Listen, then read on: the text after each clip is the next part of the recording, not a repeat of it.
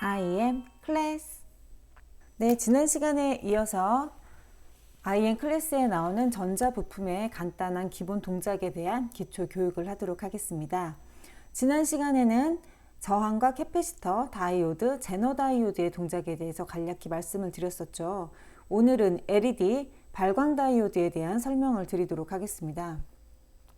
LED는 라이트 에미팅 다이오드로 다이오드의 한 종류예요. 그런데 일반 다이오드와는 달리 전류가 흐르면 빛이 납니다. 색상은 빨강, 노랑, 주황, 파랑, 하얀색 등 다양하고요.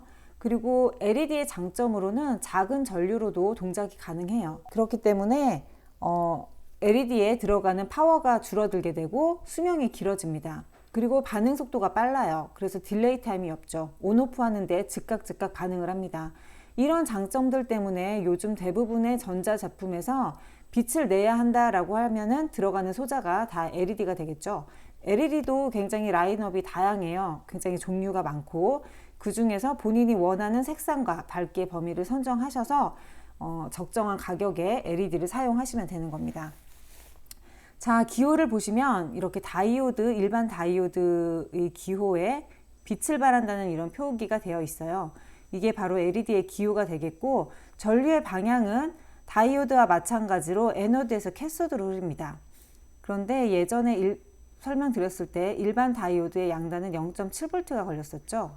그리고 전류는 한쪽 방향으로만 이렇게 흐르고, 그런데 LED 같은 경우는 부품에 따라서 이 양단에 걸리는 전압이 달라요. VF는 이제 포워드 볼티지라는 건데요. 전격 전압을 얘기를 하는 건데 색상에 따라서 부품마다 이 전압이 다릅니다. 자세한 값은 LED 데이터 시트를 참조하셔야 돼요. 통상적으로 빨강, 노랑, 초록 이쪽 계열은 2V 정도가 걸리고요. 파란색이나 하얀색 같은 경우는 3V가 넘어가는 걸로 그렇게 알고 있습니다. 예전에 말씀드렸듯이 다이오드는 전류가 한쪽으로만 흐르죠. 그래서 이렇게 누설 전류가 들어오는 경우에, 누설 전류가 이렇게 들어가는 경우에 누설 전류를 막아주는 용도로, 블락시켜주는 용도로 이런 보호 회로로 사용된다라고 말씀을 드렸었어요. 근데 LED 역시 내가 이제 LED를 사용한다라고 했을 때 LED 역시 누설 전류가 들어올 때 그때는 LED도 다이오드와 마찬가지로 반대 방향으로는 전류가 들어가지 못하기 때문에 누설 전류가 들어갈 수가 없겠죠. 하지만 이렇게 전원단이 연결이 되어 있다. 여기에서 발생하는 이 VCC에서 발생하는 이 누설 전류 같은 경우는 막아줘야 돼요. 그렇기 때문에 LED를 사용하실 때에는 이 전원단을 잘 분리를 해주셔야 됩니다. 왜냐하면은 LED는 아주 작은 전류에도 불이 들어오기 시작을 하거든요. 그렇기 때문에 전원단을 어떻게 분리하느냐에 따라서 누설 전류를 방지를 할 수 있기 때문에 전원단 설계에 좀 신경을 써주셔야 됩니다. 나중에 회로 설계 예시를 설명을 할 텐데 그때 다시 한번 좀 자세하게 다루도록 하겠습니다. 자, 다음은 LED 색좌표예요. 어떤 LED를 사용을 할 건지 선정을 하실 때 반드시 봐야 되는 그런 좌표입니다. 여기에는 이 좌표에는 각 색상에 따른 색상 파장, 웨이브랭스 값이 있어요. 내가 그린을 쓸 건지 블루, 옐로우, 오렌지, 레드, 화이트를 쓸 건지에 따라서 거기에 해당하는 웨이브랭스 값이 달라지죠. 단위로는 나노미터를 쓰고 있습니다. 그리고 또 하나 보셔야 될 게 밝기예요. 밝기인데 밝기는 미리 칸델라 단위를 씁니다. 보통 이제 1칸델라가 촛불 하나 밝기라고 하죠. 그런데 LED의 밝기는 그보다 상대적으로 어둡기 때문에 10의 마이너스 3승 미리칸델라 단위를 씁니다. 자, 색상과 밝기를 보실 때 한 가지 고려를 더 하셔야 될 게 뭐냐면 내가 원하는 색상과 밝기가 있어요. 컬러와 루미너시티가 있습니다. 그런데 딱 정확히 이 값만 소팅해서 LED를 사용하기에는 힘들어요. 왜냐하면 LED 공정 과정이 굉장히 까다로워지거든요. 그렇기 때문에 어느 정도 그룹핑을 합니다. 내가 이 정도 편차는 허용해도 괜찮다. 색상과 밝기에서 이 정도 편차는 있어도 좋다라는 그 그룹핑을 선정을 해요. 그렇게 되면은 이 편차가 정해지겠죠? 이 밝기와 색상에 대한 편차가 넓으면 넓을수록 LED 공정 과정은 쉬워집니다. 그 여러 가지 LED를 추출해서 쓰면 되겠죠. 그런데 이 그룹이 작아져요. 나는 좀 빛과 색상에 예민한 제품을 만들기 때문에 이렇게 편차가 큰 제품들은 쓸 수가 없다라고 했을 때에는 이 그룹핑이 작아지죠. 이때는 공정 과정이 힘들어집니다. LED 소팅하는 과정이 힘들어져요. 그렇기 때문에 가격이 올라갑니다. 마이크로 프로세서나 어떤 비싼 그런 IC 칩을 제외하고 전자 부품들 중에서 LED는 단가가 굉장히 높은 편에 올라가요. 그래서 LED가 많이 들어가는 제품의 경우에는 LED 가격이 굉장히 중요합니다. 원가 선정에 굉장히 중요하기 때문에 어떤 LED를 선정해서 쓰실지 잘 고려하셔서 결정하시길 바랍니다.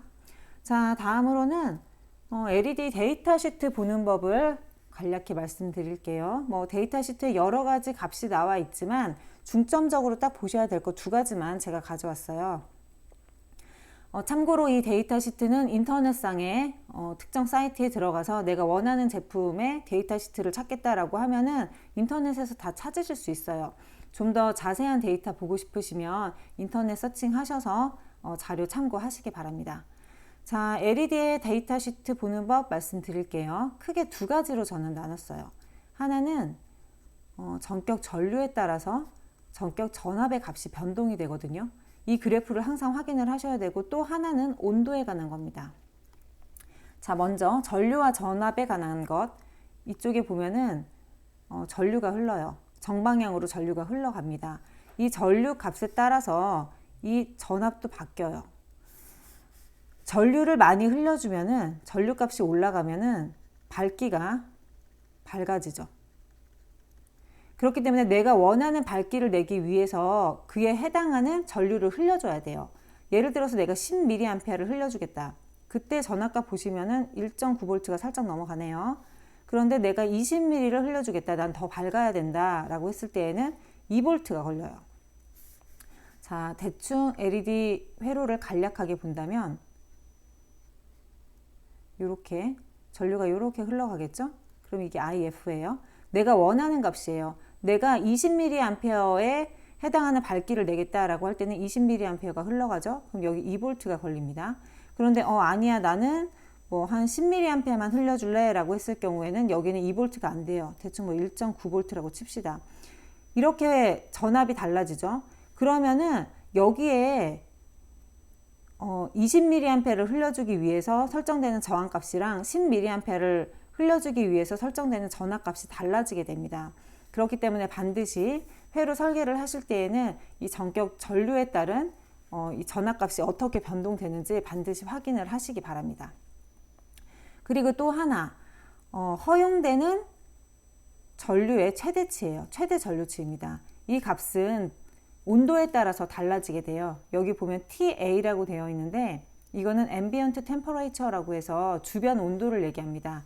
LED 주변 온도를 얘기를 하는 건데 여기 보시면 한 50도까지는 50mA예요. 맥스 전류가. 그러니까 이 제품의 경우에 50mA가 흐를 수 있다는 거죠. 최대 허용치가. 그런데 온도가 계속 높아져요. 그러면 그래프 쭉 내려가는 거 보이시죠? 그렇다면 허용되는 전류치가 작아집니다.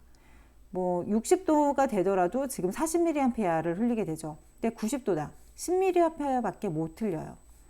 그렇기 때문에 여기에서 환경의 중요성이 다시 한번 나옵니다. 내가 그냥 상온에서 동작하는 그런 제품을 만들 거예요. 그러면 내가 20mA를 흘리던 30mA를 흘리던 큰 상관이 없어요. 어차피 상온이라는 거는 50도를 넘어가는 일은 없겠죠. 그러면 이 안에서 자유롭게 구동을 할 수가 있습니다. 50mA만 넘어가지 않으면 돼요. 그런데 내가 예를 들어서 뜨거운 용광로 옆에서 막 펄펄 끓는 용광로 옆에서 버튼에 불이 들어와야 된다. 그때는 주변 온도가 어디까지 올라갈지 모르죠. 그런 경우에는 이렇게 많은 전류를 흘려줄 수 없어요. 예를 들어서 80도까지 올라간다라고 볼까요? 그 경우에는 80도까지 올라간다라고 보면은 그 경우에는 맥스가 20mA예요. 그러니까 최악의 경우 월스트 케이스에서 20mA를 넘어가게 설계를 하시면 안 됩니다. 그렇기 때문에 반드시 이 온도에 따라서 전류 곡선이 어떻게 되는지 확인을 하셔야 됩니다. 다음 시간에 전자부품의 기초 동작에 대한 설명을 다 끝내고 나면 제가 실제로 회로 설계를 어떻게 하는지 예를 들어가면서 설명을 드릴 거예요. 그 첫 번째 예시가 LED 회로가 될 겁니다. 데이터 시트를 어떻게 해석을 하는지, 그 데이터 시트를 보고 LED 회로는 어떻게 설계를 할 것인지 간략하게 예시를 들 거예요. 그때 보시면은 이 데이터 시트를 보는 방법이라던가 LED의 특성에 대해서 좀 더 쉽게 명확하게 이해하실 수 있을 겁니다. 네, 그럼 다음 시간에는 트랜지스터에 대한 기본 동작 설명을 드릴 테고요. 오늘도 IM 클래스 들어주셔서 감사합니다.